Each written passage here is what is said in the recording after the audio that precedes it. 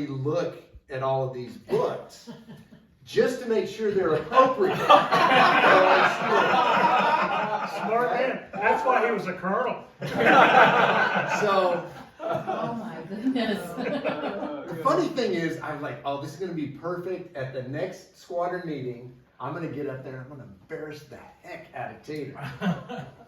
And 2 years later, I've had to explain this book to everybody that gets in my vehicle. To my kids, Dad, why do you have that book? Oh, Well, no. I'm just What glad the that hell I book do you didn't. have? I'm glad I didn't leave it for my high school kids to see, but my wife's seen it, my kids have seen it. So, Uh-oh. The Secret History of the Far North sounds pretty good. History has long ignored many of the earliest female pioneers of the Far North. The prostitutes and other disreputable women who joined the mass. Good Time Girls. Good Time Girls was donated by Tater. And my whole point was to embarrass him, but I've had about 100 people in my car go, Dad, why do you have porn that's in black and white from like the 1700s? There's your book back. Awesome. Thank you. Everybody loves a working girl. Have you read it from cover to cover? But I will. Oh my gosh. Well, thank you. You probably wondered. So what I that was just a demonstration. If you have anything equally funny to say about Ron, that'd be great. I don't have books like that. Well, actually, I might have some. Here we go. Tater's got the floor. Uh-oh. There's a lot of things I could say about Ron, but I didn't want to be cruel given that heading across. What an easy target here. So, you know, truly there are. I've flown with him. I've given him check rides. We both survived those, which is something. But I have something special for you here, and you'll note that it is wrapped in Wimmers. If y'all will notice, it says Wimmers, air sortie list, Oh my the God. whole nine. So I wrapped it in that, special for you. Oh, Now, great. now, wait, given that he is a pilot and an airline type pilot also, but we all know that how frugal they can be. So Me? you know how you normally would use wrapping paper for toilet paper later? Yeah. This will irritate Works you. good. Does it work good? No, it will irritate you. It's Wimmers. I'll buy toilet So paper. go ahead and open that up. As a form for balloons. Stand back. So this is something that you will think about us whenever. Hey Stu, if you didn't get him anything, wrap that book with Roses. Tell him he can't open it till Christmas. Till he gets to Isle of Man. Is this a potato? No. That is a. Good God, what's that? What this? It's a yodeling pickle. So if you can hear that, and it will never end. So I've got about 25 comments about that. yeah. None of So them do no, I this. know. So we know whenever Ron's pickle yodels, he will think of us. Whenever he wants to think of us as pickle will yodel. I'm gonna take it on the ferry boat. We go between the island and the mainland. That's a good way to get thrown in the channel. So I'll just drive say, you nuts. You don't need a pickle to do I'll just say to kind of echo what Otto was saying earlier is, you know, being a CAP, just to be in it, you kind of just to join it and survive the initial part of it, you gotta be bent a certain way. And it's not a healthy thing, but, no, it's kind of towards service, okay? And, one of the great blessings of my life has been to be a part of this particular group. And Ron, you know, all these guys, I mean, if Stu won't do it, I won't do it, fine, okay? This man, I mean, he's one of the best pilots I've ever had the honor to fly with. Amen. Yeah.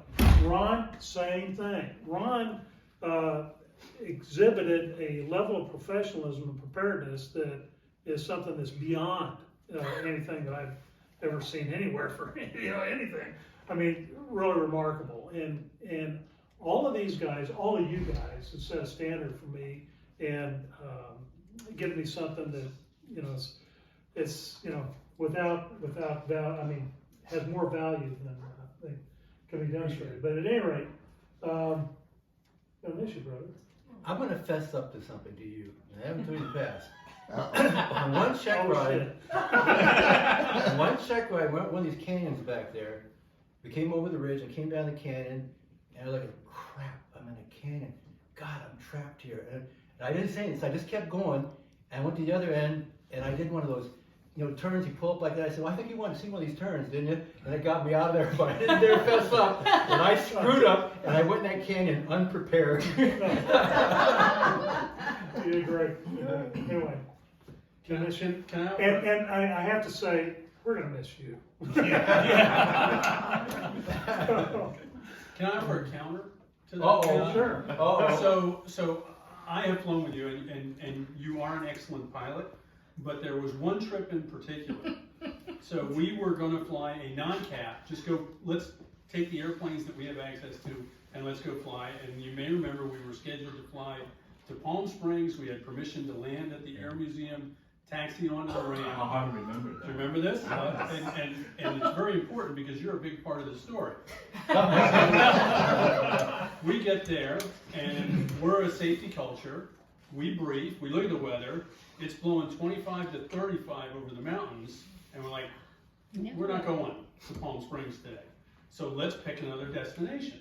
Okay, I remember. see, it's coming back. Oh yeah. So we decide, okay, well, let's go to Santa Monica because we'll stay coastal. We're out of the winds, and there's a restaurant there. So we all hop into planes and we launch. And Rich, who's generous beyond anybody in this room, says, "Here, fly my airplane." And unlike most airports, Santa Monica has a landing fee. So Ron's coming in, balances the landing. He comes in high and hot. The good pilot goes around, comes back, sticks it the second time, and 3 weeks later he gets 2 landing fees. Oh, he didn't know it.